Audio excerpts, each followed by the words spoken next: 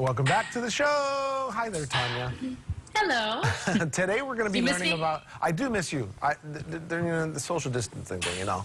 I know. Today we're going to be learning about more about a newly released book that's going to take us back in time. Yes. Yes, it's a passion project by a Maui English teacher, and it's all about women's fashion in Hawaii throughout the years.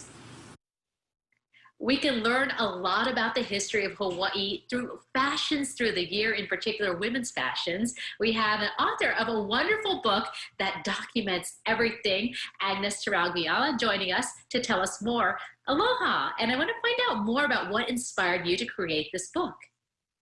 Aloha, Tanya. Well, as a 5-year-old child in the Keiki hula class with Auntie Emma Sharp, who I think taught hula to everybody on this island, I lingered in the classroom one time and I saw the teenage girls with their holokus. Colored satin holokus, shiny ruffles, the long trains, the whole 9 yards. And I said to myself, I want one of those. And I tried to find information about who created it and why Hawaiian women wore it. And I couldn't find too much.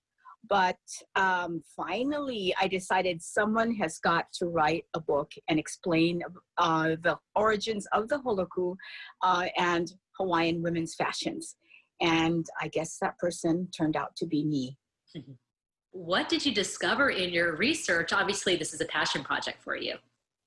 I discovered that the first holoku was made in 1820. It was designed by the first company of missionaries, the missionary wives.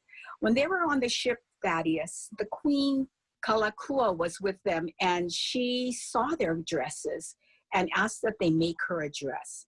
And of course, the missionary wives could not refuse the Queen. As far as why this garment was called the holoku, one theory was that the Hawaiian women in the Maka'ainana class who wore the holoku exclaimed, "Holo, we can travel. Ku, we can stop." And this is a comment about the comfort of the garment. How about another favorite aloha wear, the mu'umu'u? What did you learn about that?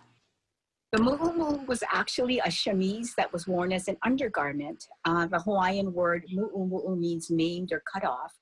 So the mu'umu'u had no sleeves, and it was generally shorter than the holoku, sometimes a little bit below the knee, maybe by the ankle, not foot length.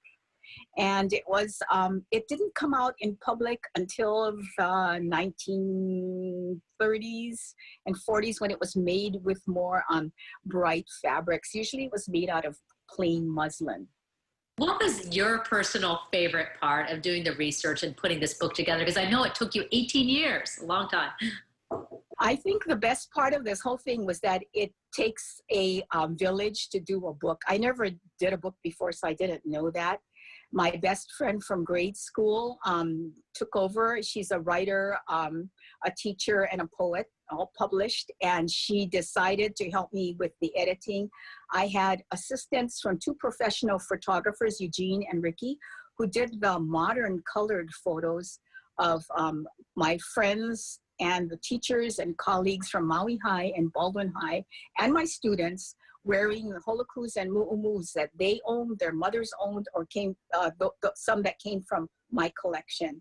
And a lot of the pictures made it into the book. And I also had assistants from Kitra, who was a librarian at Kamehameha Schools, who helped me with this. And one of my students, Stacy Leong, I need to say her last name, designed the book, and it is beautiful. And my publicist, Kiora, is also one of my former students. So they all kind of rose up to help their teacher complete her life stream. I know a lot of people will want to get a copy of this book. Give us the title and where people can purchase it. The title is Hawaiian Women's Fashions, Kapa, Cotton, and Silk. And they can email me at my email address, naominani, one word, naominani@yahoo.com. And when Bailey House Museum opens up, they will be selling the copies of the book because we have a Mumu and Holoku exhibit up there. It is fascinating and really wonderful to have a chance to talk with you and appreciate all the work that you put into this to educate us about fashion through the years. Thank you very much. Aloha. Aloha. Oh, it's so nice to see all the dresses. Isn't it? You know, Ooh, I'm a fashionista. Absolutely. And all the history that she's dug up over 18 years of really researching it, just starting with being a fan of it herself and being a teacher, and have it come back and have former students be part of the project. I know it's something very special. She wants to share that with as many people as possible. Yeah, I think that's great. And to be able to go from the black and white to the color, that was a clever little trick on the video there. Very, very nice. Yeah. I know. We can have that. And we'll post all the information for you on KHON2.com. And we have more coming.